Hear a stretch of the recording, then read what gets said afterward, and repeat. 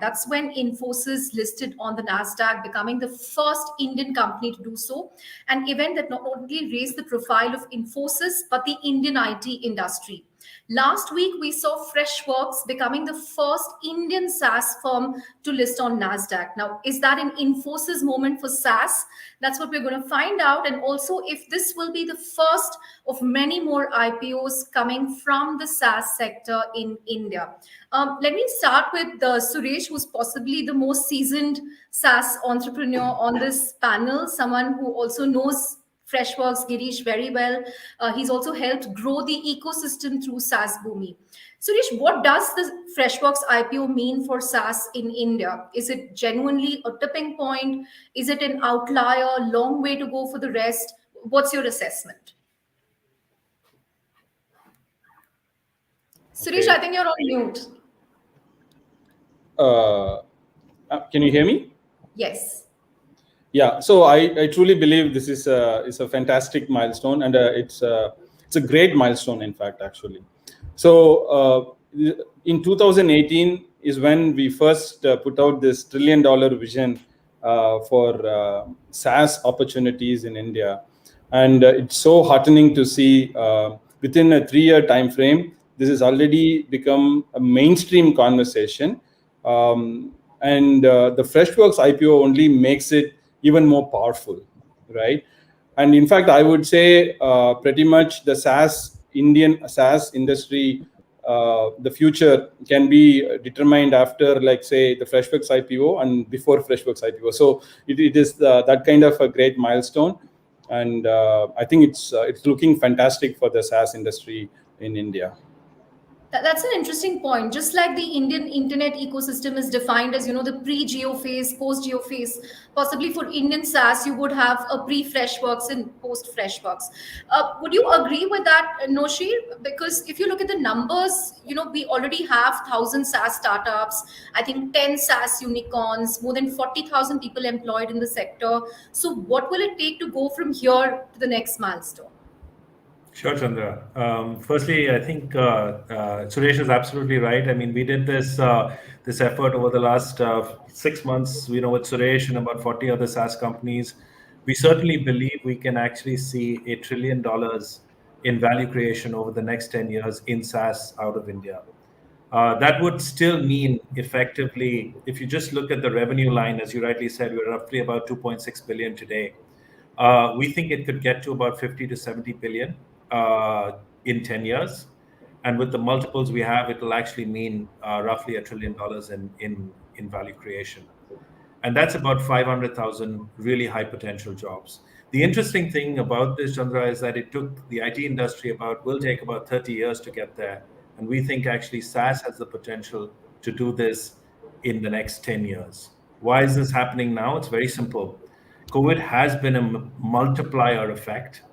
Companies have got used to actually doing exactly what we're doing here, which is either working from your home or working from someplace remote, and actually using software very, very intensively. We think India is extraordinarily well positioned, not just for our technical talent, but because of our heritage with the services industry, actually understanding domains very well. And we think that's a massive opportunity. And third is, we just think that there is a huge push and a continuing push towards software displacing all forms of services. So this is going to continue, and India is being extraordinarily well positioned for this opportunity. Right, Noshir, because you brought up IT, I have to ask you, you said it took, the IT sector 2-3 decades, something that the SaaS industry can achieve in 10 years. But if you look at job creation, I mean, the estimates for SaaS industry is what, 500,000 over the next decade. Well, India's largest IT company, TCS, alone employs 500,000. So in terms of job creation, do you really believe it can have an outsized impact like what IT has had? So IT will always, by nature, services is more intensive of humans. Yeah. So by nature, services will have a multiplier, at least in terms of jobs, much greater.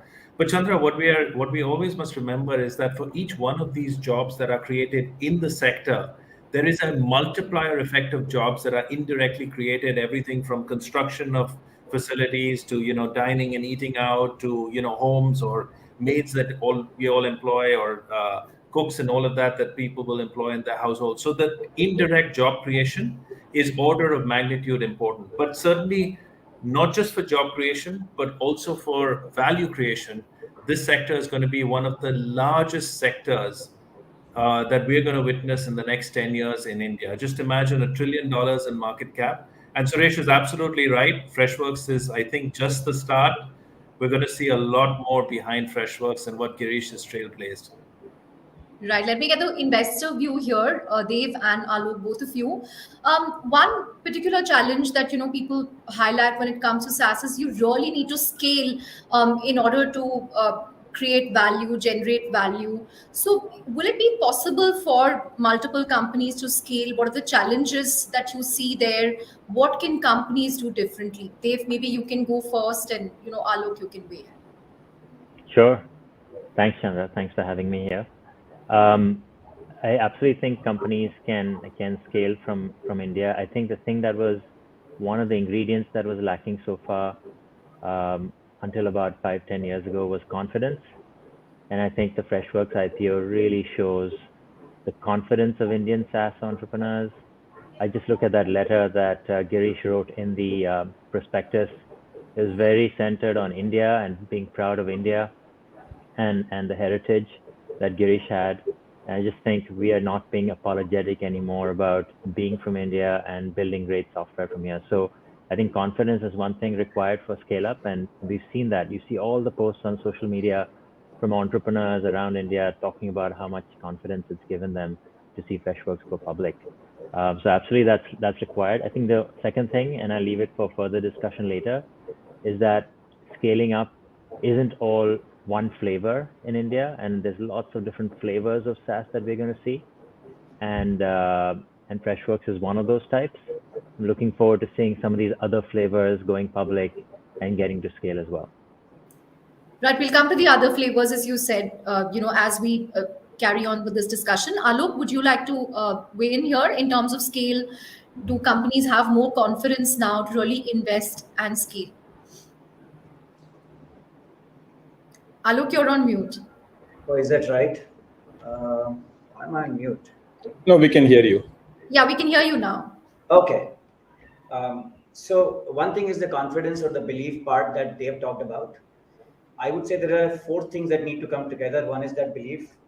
Second is the recipe. When India SaaS started, we didn't know what does it take to scale, but as multiple SaaS companies have come around, they have sort of shown how to scale.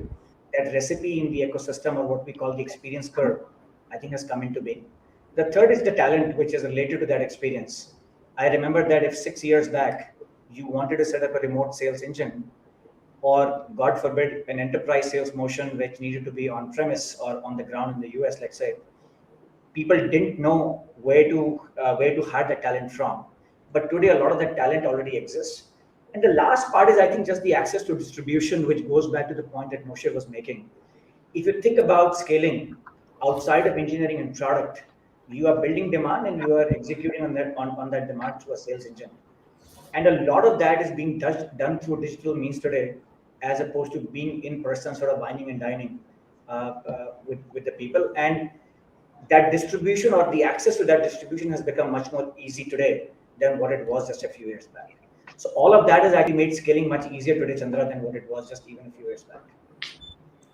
Right. Let me get an entrepreneur view here then, Ravi. Would you agree with Alok that scaling is much easier today? All these different ingredients that he mentioned, the 4 factors, they're coming together now more than they were before.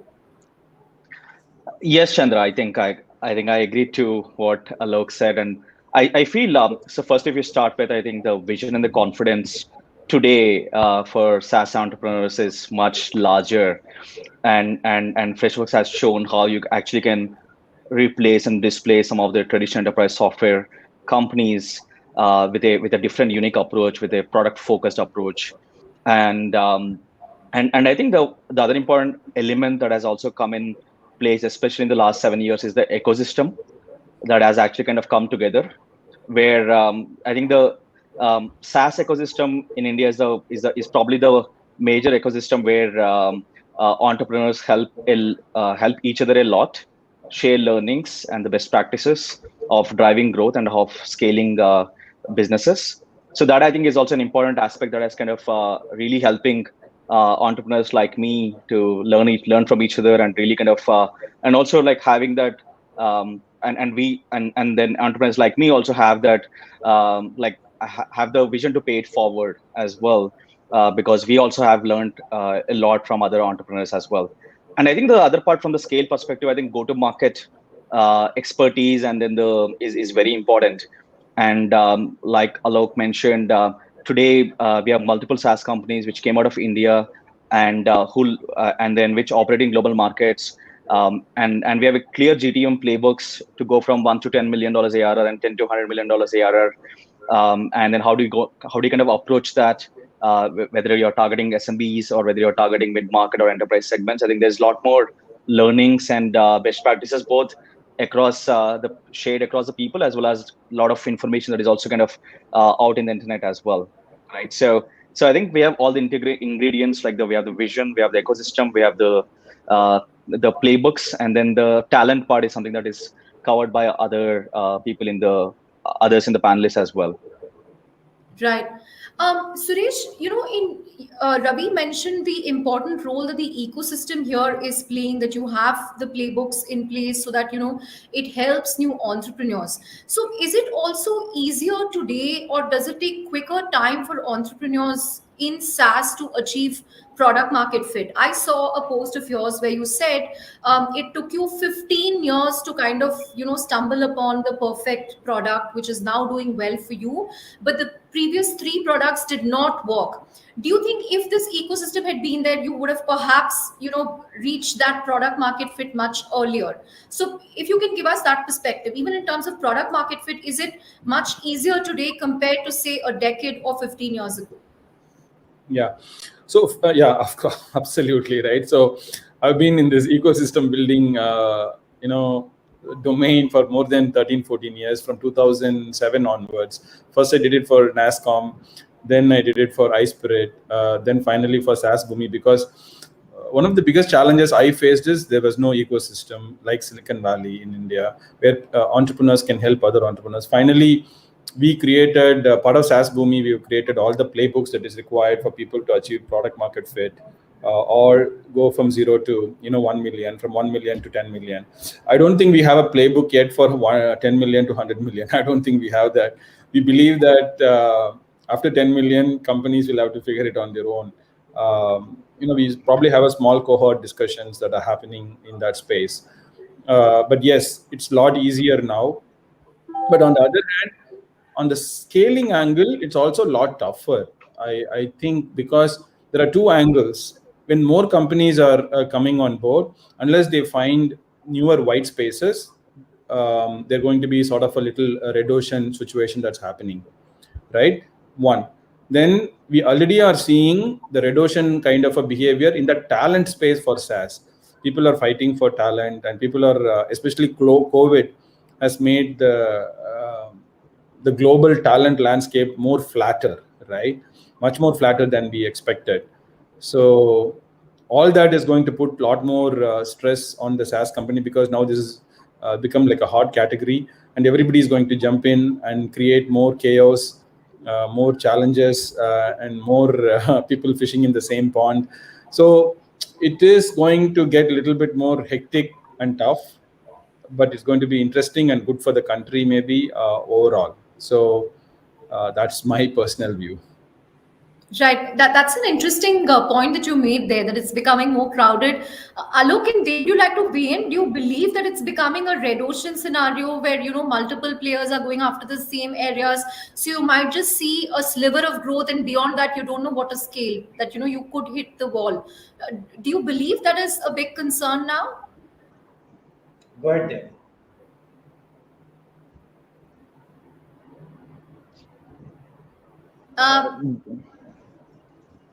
Sorry. Hello? Got it. I got it. Thanks, Alok. I think it's red ocean if one looks at it from the lens of one type of model, which is India to US horizontal, or India to US vertical SaaS to some extent. But there are, like I was saying before, other flavors. And if you look around to other segments of SaaS, it is far less over competitive or red ocean than we think. So I think it's important to look beyond where everybody is looking to other areas, and then it becomes less competitive. So my advice to founders, to the extent they want to take it, would be to think about some of these other flavors and compete there. I think for sure, SaaS has become flatter. Any company around the globe can compete, and no more are we talking about Indian SaaS companies and the best Indian SaaS company in a sector. It's the best SaaS company in the world in a sector, and Indian companies can compete there if they want. But Yeah. Alok, are you seeing different flavors, different types of startups like they've mentioned? Yeah, so, given that Freshworks in some ways is the poster child of SaaS from India, and we often hear stories of that when Freshworks started, there was already a Zendesk, there was a desk.com, etc. But that's not the only flavor, to sort of Dave's point. We are actually seeing both categories. There are people who are category creating companies that are coming out of India today. And then there are those which are fast followers kind of category as well. The good news in SaaS in general is that it is not a winner take all market. So while I do agree that in general, the competitive intensity today actually goes up very rapidly in any space. And to that extent, the best have to compete to sort of rise to the top. But at the same time, I think we're seeing a lot of category creation happen from India as well. And that's very encouraging to see. And I don't think that those are necessarily the red oceans. Right, Noshi? No, Pallavi, I think we're not. We're at the very early stages of a multi-decade phenomena, right? I mean, just to give you a sense, the number we projected out with SaaS Boom, which is 10 years out, will be 50 to 70 billion. If we reach that, at that point, we will be 4 to 6% of the global software industry. 4 to 6%. Right, so we are very far away from saturating this market. But it's absolutely true that if you do a Me Too product or you're chasing something that somebody else has already done, then you're going to be in a red ocean. Suresh is absolutely right there. But we are at the start of a multi-decade long movement towards software. And at least as far as we can tell, and we probably have got this wrong, we have identified almost 400 of these independent opportunities that actually can grow into anywhere between $100 million to a $500 million vertical or a horizontal or an application, right? So we think that there's actually enormous opportunity. I mean, if you just think about the areas modernizing business workflows, right, which Suresh has done in Crispo, Zenoti, or a few others, right, or you think about what we're doing right now, right, remote work enablement, right, what we are seeing around us. So you think about the entire developer stack, what Dhruva and others have done, right? You look at companies like Eka, you look at companies in the supply chain. There are so many opportunities that they've said, right? Exactly, that there are many other opportunity areas. We've at least looked at about 400 and then we stopped counting because it didn't make any more sense. But we're at the start of a multi-decade run on this. Right. We So have I think there is Yeah. let me say, I don't think I agree. I don't want to say like there is a problem or anything like that. So there is a great opportunity in SaaS. There is no doubt about it. But what is going to happen is because of in the short term, there is going to be some hype around all the thing that there's a lot of hype that's happening, right? And the hype is going to create some sort of short-term crisis. But in the long term, there is no doubt the SaaS is going to really be the biggest opportunity for India as a country, right? And one more angle here which I wanted to talk about is in India, SaaS is fundamentally about B2B software. Now, which country has the largest domain knowledge of B2B software? If you ask that question, fortunately, India has the largest domain knowledge for B2B software because the last 30 years, the IT services industry has been providing B2B application development for large enterprises across the globe through the Infosys of the world, the HCL, the Cognizant, and all those guys. Now, that domain knowledge is locked into all the solution architects and all those guys who are sitting inside these big companies. And one of the things that we need to do as ecosystem developers is to see how to unlock that domain knowledge that is locked in there. what that will do is actually create new set of applications which are not red ocean type applications, which will also unlock the value which is there and help us build those 100,000 SaaS companies in India. If you really look at the IT services industry, we have 100,000 IT services companies, small, big, and medium-sized companies. So if SaaS has to really grow to the $1 trillion size economy or Silicon like market cap, we really need a big pyramid, and the pyramid consists of large, medium, and small companies. And together we need 100,000 companies together, right? So, but we are 1,000. So that's really the opportunity that exists in front of us. Right. We have an audience question. So I'm going to request Noshi to perhaps take this.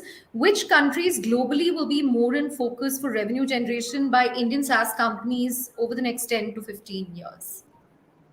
Actually, the beauty about SaaS is it's actually every country in the world, right? And the great news, and I don't know whether Alok or Dave said it earlier, SaaS is not a winner take all, right? So if you look at consumer tech tends to be more winner take a lot. SaaS, actually, some of the largest category creators have less than 20% market share of that category.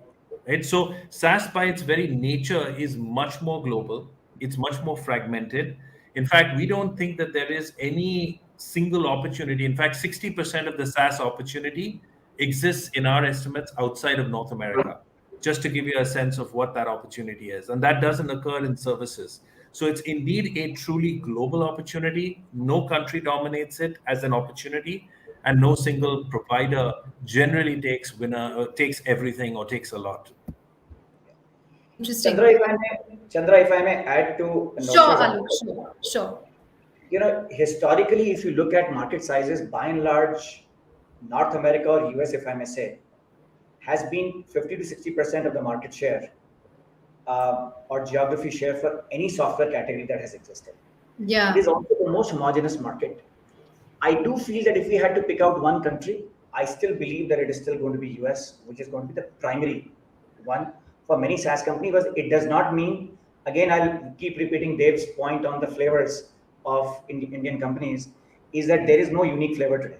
I think that was the recipe, or that was the method we all assumed. But today, what we are seeing is that if you look at Indian startups themselves, a lot of them are the early adopters for SaaS companies from India. So particularly that 0 to 1 journey gets traversed in India as opposed to necessarily selling customers to US. There are companies and successful ones like Darwinbox, Yellow.ai, SignZ, and many others. These are taking India and Asia as their primary markets as well. These are being built. And now we are seeing some completely bottom of the pyramid market, which are being sold to very small business houses or solopreneurs, which are being sold across. We came across a country recently where the biggest market for them was in Brazil and Argentina. So we are seeing a bulk of those as well. So I think even the notion of which geography we can go to will continue to expand, though I still believe that US will continue to occupy the lion's sort of mind share in terms of a global geography for Indian SaaS companies. Interesting. Dave, you wanted to weigh in on the flavors, of SaaS, that, it's not just US, India, horizontal, vertical. So if you want to weigh in on that. Yeah, a couple of other models and flavors that we see out there. If you just put aside the US altogether and focus on India and Asia as a market, there's 3 or 4 different types of models that we see emerging, yet to be proven at scale. But one example would be very horizontal applications going after Indian and Asian corporates. Alok mentioned a couple of companies, Darwinbox and so on, that space, HR, CRM, ERP type of categories, very broad, where the big majors from the US just don't have a localized, customized solution for the requirements that Indian corporates have. That's one. A second one is the whole small business sort of economy in India and Asia. There's 60 million small businesses in India, equivalent amounts in Indonesia, and so on. and they're all getting technology for the first time. There are tons of companies going after that category in automating kirana stores, automating chemists, automating factories, and that sort of stuff. So there's a lot happening in that category. And then finally, I'd say there's the SaaS plus marketplace category that we see emerging, which to me is vertical SaaS for India and Asia, which is very interesting. So companies that are connecting small factories to large buyers across the world through software and SaaS. There's a company called Zetwork in our portfolio that does that. There's many options here in SaaS plus marketplace for vertical SaaS.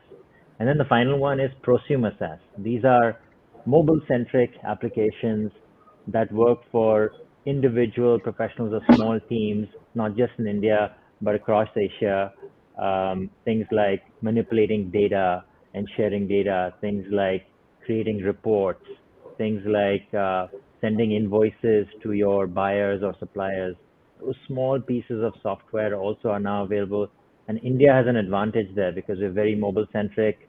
We have different requirements from lots of parts of the world.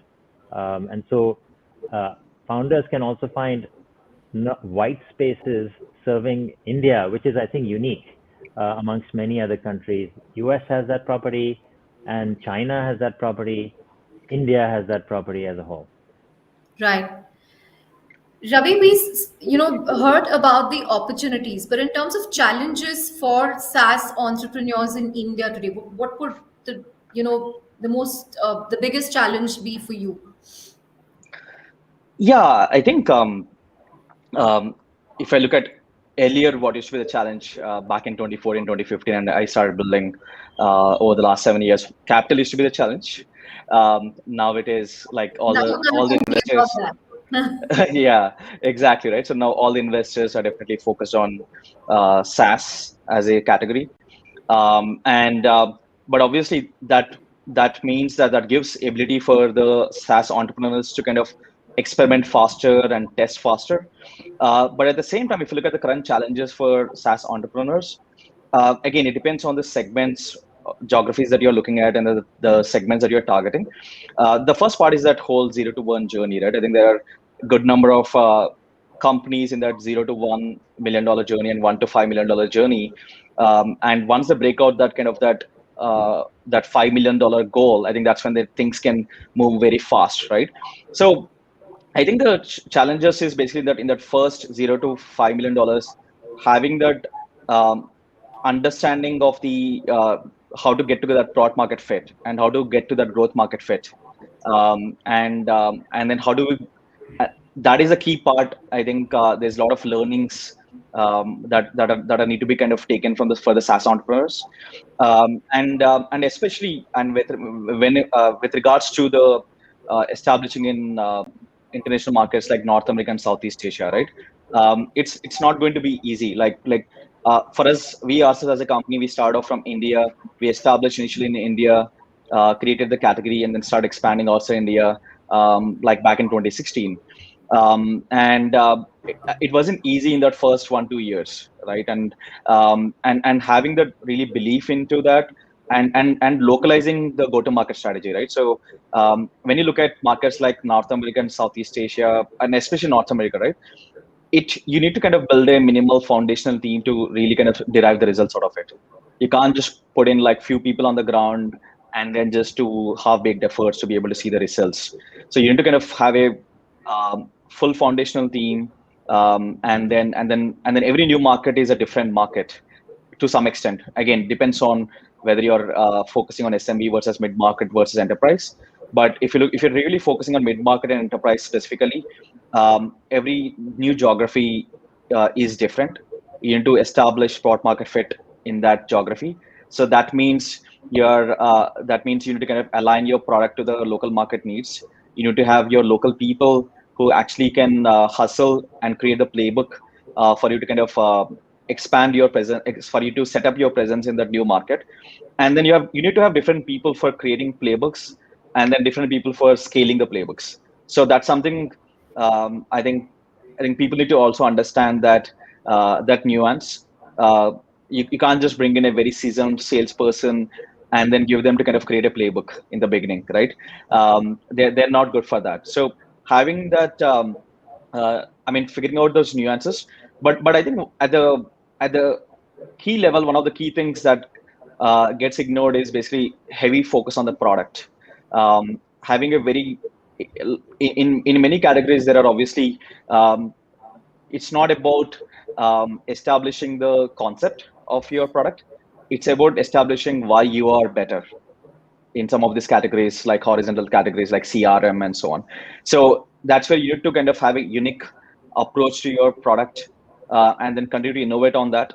And today, again, customer success is a very important piece, right? So I think that is one area I think Indian SaaS companies have been good at, creating that sales, customer success, and marketing flywheel.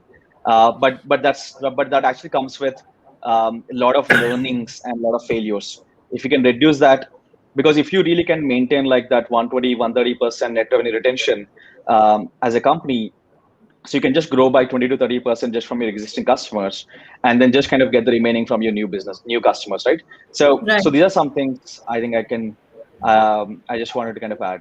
Yeah. Right. Chandra, Suresh, I have a small view on this India SaaS opportunity, right? We've been talking a little bit about that. See, India market continues to be an opportunity on one hand, and a big challenge on the other hand. It's sort of a dichotomy, right? The reason being, India has the largest number of SMB companies in the world, and probably even China. Between India and China, we probably have the largest set of SMB market. The Chinese market is not accessible for obvious reasons, right? So, language, the government policies, and everything, right?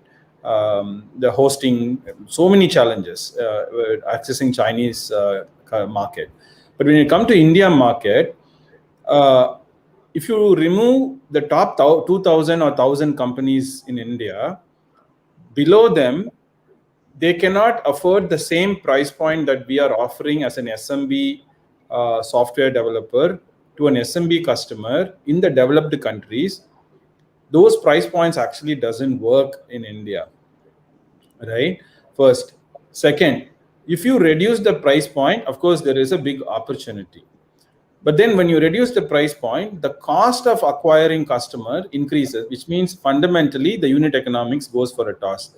These are real challenges. There is a real opportunity, but also there is a feasibility of leveraging or taking advantages of opportunity in India right now. And hence, most of the reason why most of the SaaS entrepreneurs are going after mature markets is that if I spend the same amount of energy, I get, because of the conversion rates, dollar ratio, everything, I get multiple times more ROI when I go to a US market or a Europe market, right?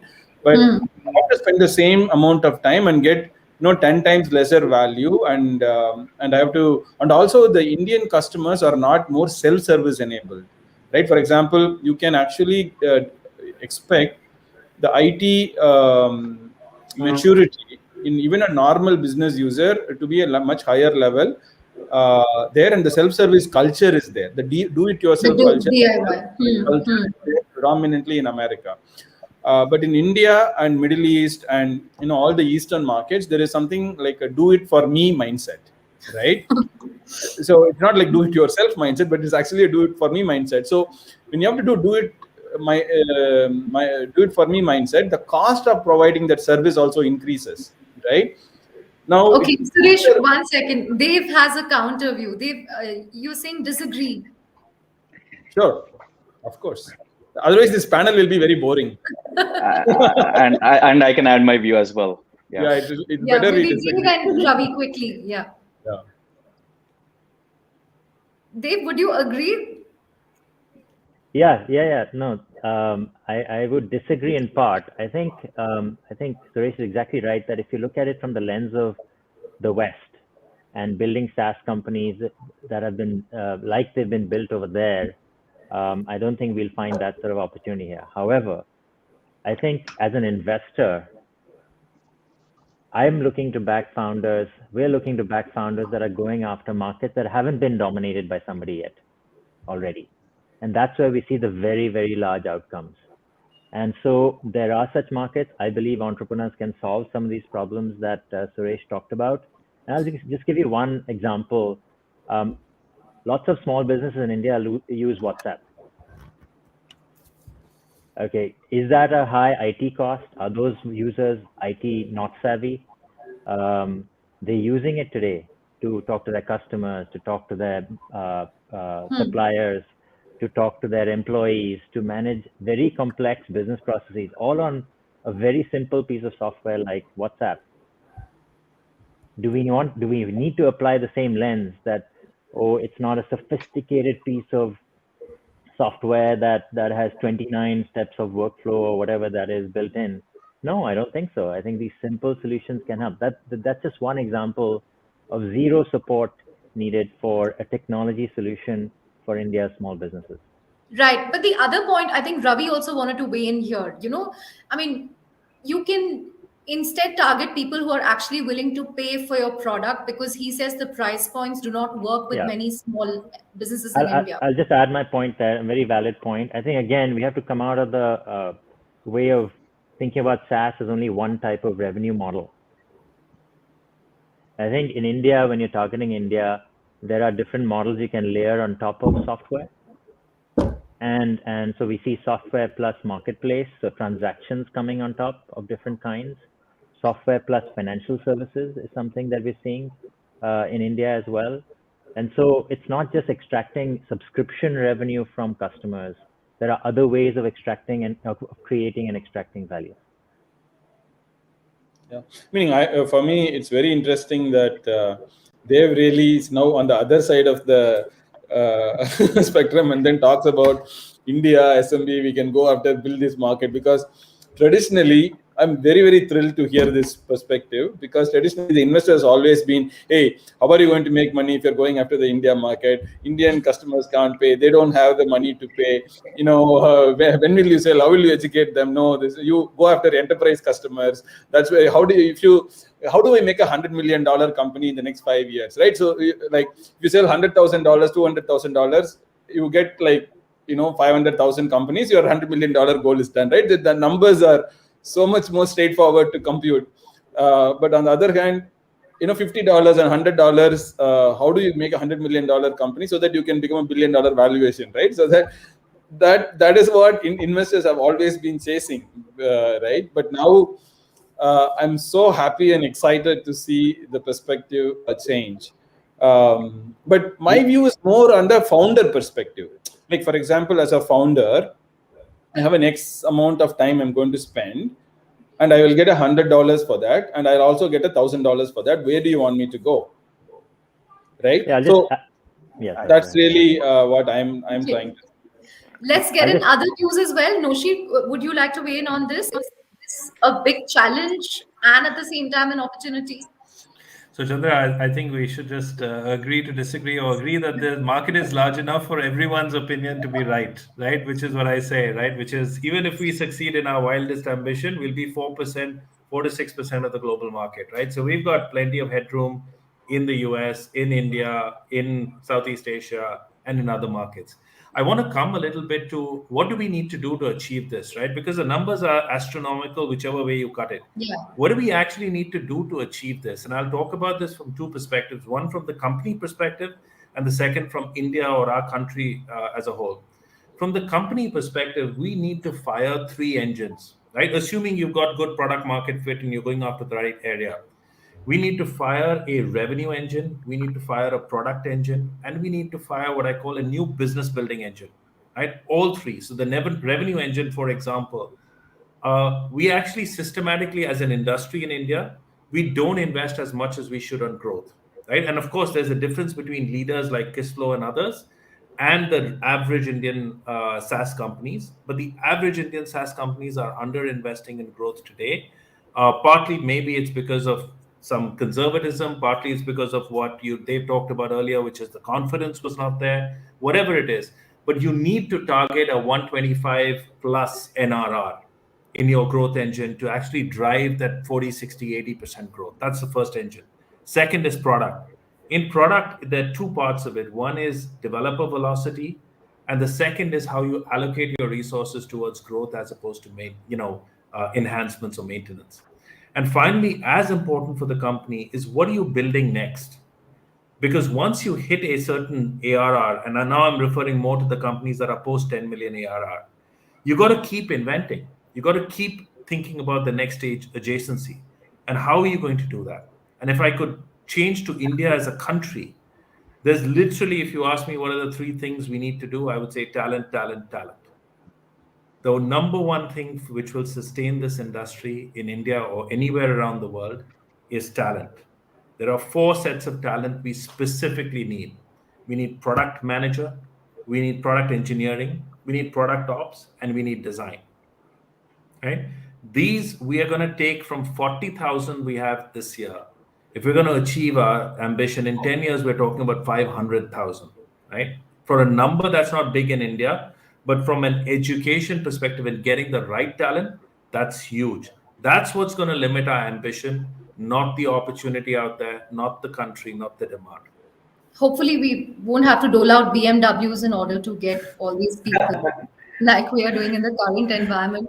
We're getting a lot of audience questions, but Alok, I hope, Alok and Suresh, perhaps both of you can take this. The question is, if you look at, when will we see a SaaS listing in India, and will Indian investors pay valuations like in the US? Suresh, Alok. Maybe I can go first on this one. Sure. I know several founders who are actually already thinking about listing in India as well. And but Alok, we've seen so many SaaS companies flipping overseas. So, I mean, are they planning to list in India? Because that is, something new. Yeah, so Chandra, there are several. I'll not name anybody specifically on this call, but there are several who are thinking of listing in India as well. And the reasons behind that is that there are some entrepreneurs whose revenue profile is more centered towards India and Asia. That's one variety. Also, the bar at which, see, if you look at the revenue run rate at which you now go public on Nasdaq, I think the bar no longer is 100 million. That bar is $200 to $300 million. I would argue that bar is still lower in India. So there are those that are thinking of listing in India at even the $50 to $100 million range. So I've seen some conversations around that, and I won't be surprised if in the next 2 to 3 years we see at least 1 or 2 listings in India in SaaS. Suresh? I think there is a separate initiative. Listing in India is a bit of a challenge, okay? And there is a lot of regulatory... Consumer internet companies seem very enthusiastic. So why are the SaaS companies not? Sorry, what was the question? The consumer internet companies seem very enthusiastic about listing in India now. Yeah, but I think there are a number of issues in terms of listing in India, right? Especially how the companies, there are a lot of regulatory issues if you have to list in India, and there is a separate exchange, so to speak, is getting created. It's called the Tech Exchange, equivalent of Nasdaq in the US. And the problem is they are not finding enough companies to go there and list it. Yes, there is a lot of consumer demand. Like a lot of the consumers who are wanting to buy stocks of tech companies and make money out of it, they are not getting the opportunity because none of these companies are getting listed in India. But then there is sort of a little bit of a chicken and egg story here. I think part of the ease of doing business in India, this needs to be fixed. There is a real challenge here and an opportunity. Meaning, I agree with Alok. Probably soon we will see some companies listed, but we need to change some of those regulatory issues for us to be able to list easily in India. I think that's a challenge right now, and part of the ease of doing business, we need to fix that. And Chandra, if I may be even more direct, literally as we speak, there is a SaaS company which is filing in India at $40 million run rate. Yeah. In SaaS, awesome. Right? So we'll do a story on that also. I think that we will see SaaS listings in India as well.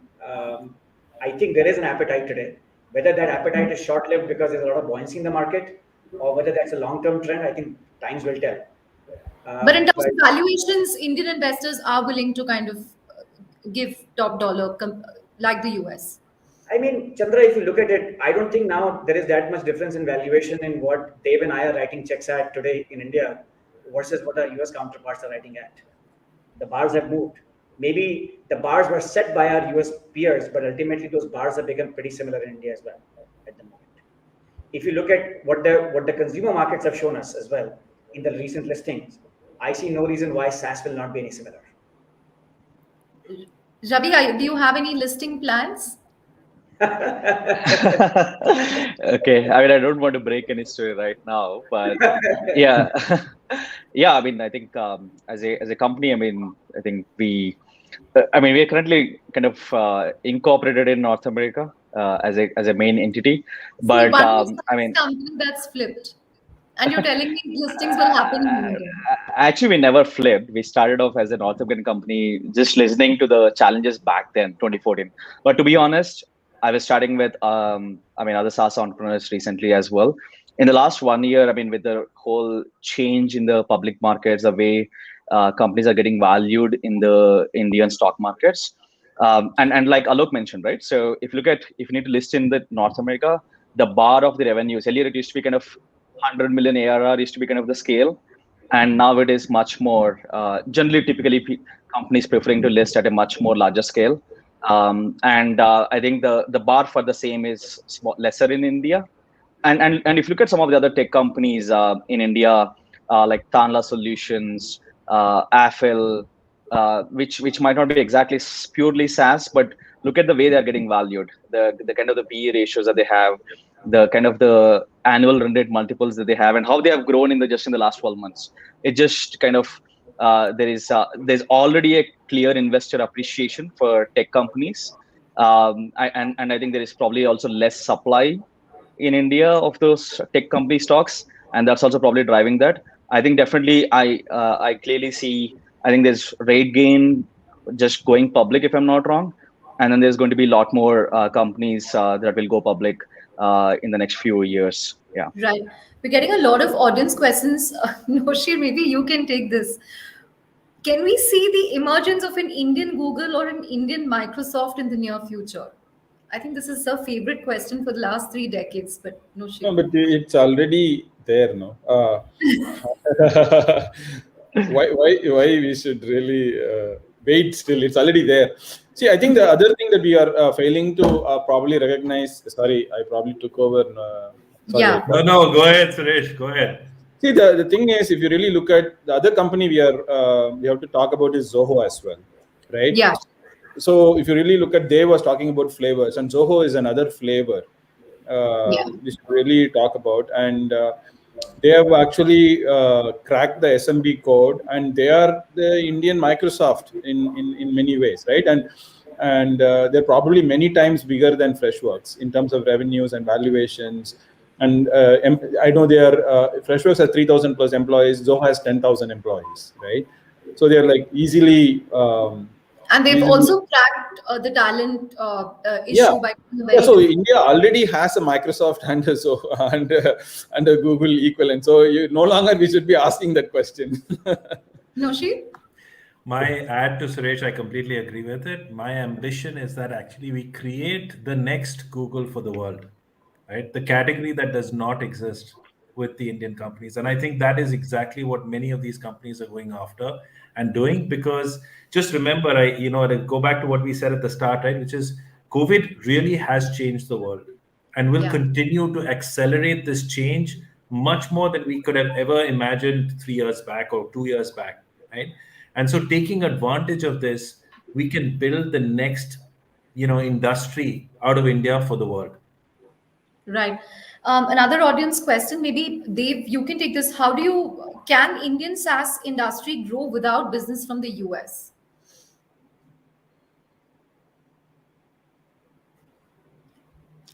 Dave, you are on mute, Dave.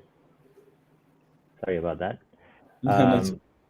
Thank you. I think we partially answered that question with the discussion around, can there be businesses made targeting India or Asia, and also targeting global revenue. When we talk about dev tools, open source software, OSS, there's actually a ton of interesting companies coming from India We recently put some capital into an OSS company out of Jaipur.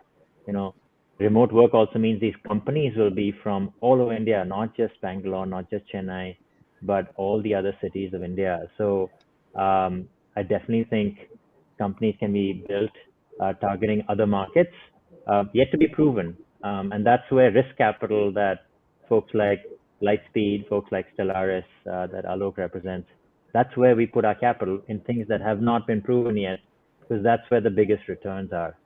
Right. And I absolutely see $100-200 million ARR companies targeting Asia coming up. I see that in companies we have backed in the last 5 years. Ravi, you wanted to add? Yes, I can quickly add on to the kind of the both in terms of the growth. So I mean, we are a global company with presence across geographies. Our Asia business is much larger than $10 million ARR and has been growing more than 100% year on year. So just to kind of a proof in terms of the business that is possible to actually from Asian markets. I think it also depends on the target segment that you're targeting. If you're targeting B2C brands, I think earlier, like back in probably when I was starting off in 2015, it used to be not like a big TAM, but I think it is a large TAM, and the best part is the TAM is growing at a very faster pace. So definitely a large business can be built outside North America as well. Right. Another audience question, Alok, maybe you can take this. How do you see SaaS services helping rural India and the agriculture sector? Very different question. Boy, that's a tough one. SaaS helping rural parts of India, I think, let me take a slightly different spin to it, Chandra. One of my beliefs is that SaaS, in general, when I think of SaaS applications, they are going to be reinvented or reimagined through use of artificial intelligence over the next decade or two. One of the implications of that is also the reinvention of actually the whole BPO sector also, therefore. But if we combine three sort of trends, when we look at the cost advantage India has, we look at the use of artificial intelligence, and then we look at crowdsourcing, which is that you don't need to have 300,000 people or 500,000 people of your own employees. Part of the work is already being done by technology, and the remainder is being actually farmed out in a crowdsourced fashion to a distributed set of people who come for that particular job for 4 hours a day or 6 hours a day or for one particular task. And I believe a lot of those will get executed in tier 2, tier 3, tier 4 tomorrow also in rural parts of the country. I am very bullish on, I don't think of that as SaaS. I think of it as an AI/platform driven BPO. I don't have a better word to describe it. But I think those kinds of businesses will have impact in the non-metro part, certainly, of the country. Regarding whether SaaS is going to drive things in the agricultural sector, I think my thinking is absolutely yes. Will it be a massive market? I don't know. But I think multiple people have referred to the fact that there is something going on in India. It's not just use of WhatsApp, but today just the adoption of software across categories, even in India, even if they're not paying for it, or even if they're paying very little for it, we are seeing a very significant adoption across sectors happening in the country. So whether you are an input supplier to the agricultural sector or you are an FPO or whatever else, I think a lot of these people are beginning to utilize, even if it's primitive SaaS today, tomorrow it will be slightly more sophisticated. And I do feel that there is no part of any of these value chains which will be free of software in times to come, and not too far. I think literally in the next few years. Right. We're winding down to the last few minutes. So I'm just going to ask each of you to sort of, give your prescription or one challenge that needs to be solved either on the policy front or by businesses themselves as we target this $1 trillion opportunity. Noshir, you want to go first? Yeah, I'll go straight with the one I said earlier, which is as a country, the number one thing the government, the industry, the Talent. companies can do is exactly talent, right? If we can build the boot camps, the academies, the playbooks for actually converting the best product X talent from India, we'll actually dominate the world and this industry. Probably I will go next if you don't mind. Sure, Suresh. So yes, talent is important, but I actually believe that we need to unleash the B2B talent. If you need to really take the SaaS industry to the next level, we need to unleash the B2B talent that is hidden inside the IT services companies into building great products. And if we do that, automatically the demand will increase, and companies will figure out how to train the talent and figure out build the companies. Of course, talent will always be a problem. There is never a situation where talent will never be a problem. But I think the biggest challenge and the opportunity for SaaS to grow massively is to unleash the B2B knowledge, which we already have, and build great companies in India. Dave? I think the one thing that comes to mind for me is just aggressiveness on sales and marketing. The flip side What Noshir said, right, that Indian companies tend to Noshir said. underinvest in their go-to-market. Yeah, what you tend to see in a lot of SaaS companies from India is very good LTV to CAC metrics, not too much negative EBITDA, all of those things. But actually, that is there because companies are not investing enough in sales and marketing and just taking a bet on how big the future can be. So I think with this increased confidence, I hope that founders and investors that back them will sort of let loose a little bit in terms of the animal spirits here and go for it in a big way. Alok? So, Noshir talked about the talent being created by the country. I think that talent is going to be more at the lower level. But I think one of the big challenges I find in all of our SaaS portfolio companies is as they begin to scale, when you need to hire senior level talent who has been there, whether that's for product marketing, global sales, design, that talent is still actually very short in supply and frankly not as high quality either.